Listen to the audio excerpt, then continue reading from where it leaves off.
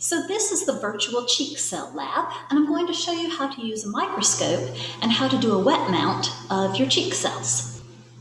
First, turn on the light on your microscope, and what you see on the whiteboard is what you would see through the microscope. First, get a clean microscope slide. This is what it looks like. And get a toothpick and gently rub the inside of your cheek with the toothpick, spinning the toothpick around.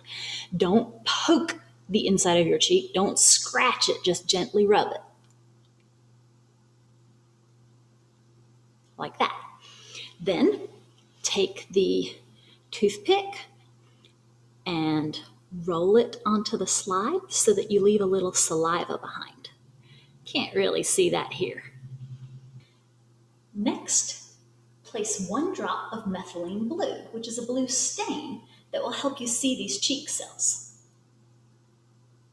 Place it directly on top of your cheek cells. Then take a cover slip. It's a little piece of glass or plastic. The thing is, it's really easy to get 2 of these instead of 1. In fact, this is 2 little pieces. There we go. See? 2 pieces, not just 1. Then gently drop the cover slide over the methylene blue. I'm going to move it a bit to get it centered over my cheek cells. Now we're going to look at the cheek cells under the microscope. Place the slide on the stage. And at first you really won't be able to see anything but a blue blob. So turn the Coarse Adjustment, it's on both sides, until you can see something in the microscope. Then continue adjusting until it's as clear as possible. Now, this white dot right here is an air bubble, so you don't want to look at that. But these darker dots are cheek cells, and that's what you want to look at. Move the slide around on the stage until you find a larger cluster of cheek cells and point the little pointer directly at them. So your cheek cells have to be in the middle of the microscope, because now when you go to your next magnification power, it's going to zoom in and you've got to have it in the center or it's going to go off the screen.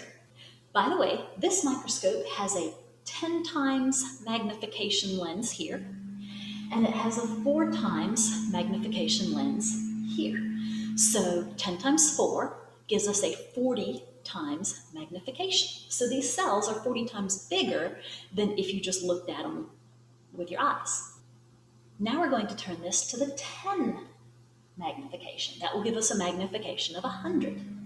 And you'll see the cells are much larger now, and we need to adjust the focus. We can adjust a little tiny bit with the coarse magnification adjustment, but we really need to mostly use the fine adjustment so we don't get too far out of focus. The fine adjustment adjusts it a tiny bit at a time. The coarse adjustment adjusts it a big amount at a time. So once again, when you have your cheek cells in view, you need to put a cluster of them right at the pointer. Then you can zoom in again. So now we're going to switch from the 10 times magnification to the 40 times magnification. So 40 times 10 gives us the magnification of 400 times bigger than it is in person. Now we need to adjust using the fine adjustment. And now you can see the cells really well. Let's move this just a tiny bit to get it centered. So here are some cheek cells. This is one cheek cell. This is another. This is another. You can see the nucleus in the center of the cheek cell. And you might be able to see the cell membrane, the edges. And really, pretty much everything else is too small to see. These little dots here are probably bacteria. See how a prokaryotic cell, a bacteria cell, is 10 to 100 times smaller than a eukaryotic cell. which you do have a nucleus, prononucleus. Here are some more cheek cells, and the bacteria are clearer here. The nucleus is very clear, and maybe that's some food from lunch, I'm not sure. Here are some more cheek cells. If you lose track of your cheek cells, zoom back out, find the cheek cells, and then zoom back in.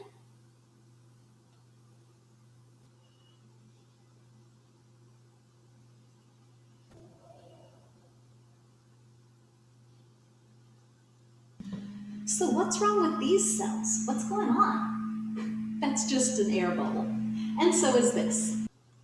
So please sketch a few cheek cells and label the cell membrane, the cytoplasm, the nucleus, and the bacteria on the cheek cell. Here's what a cheek cell looks like if you don't stain it. You can't really even see the nucleus. Maybe it might be here or here on this one, but it's really hard to tell. Here's another unstained cheek cell. And here are 3 more. Here's one of my hairs at a magnification of 40, at a magnification of 100, and a magnification of 400. You can see that I don't really have any split ends right now. This is the underside of a leaf. You can see the individual leaf cells very clearly, and you can also see the veins running through the underside of the leaf. Here's that same leaf zoomed in more closely. You can see the tiny holes in the opening into each leaf cell. These are called stomata. Stomata are little openings that are used for gas exchange. Oxygen can leave the leaf and carbon dioxide can enter it.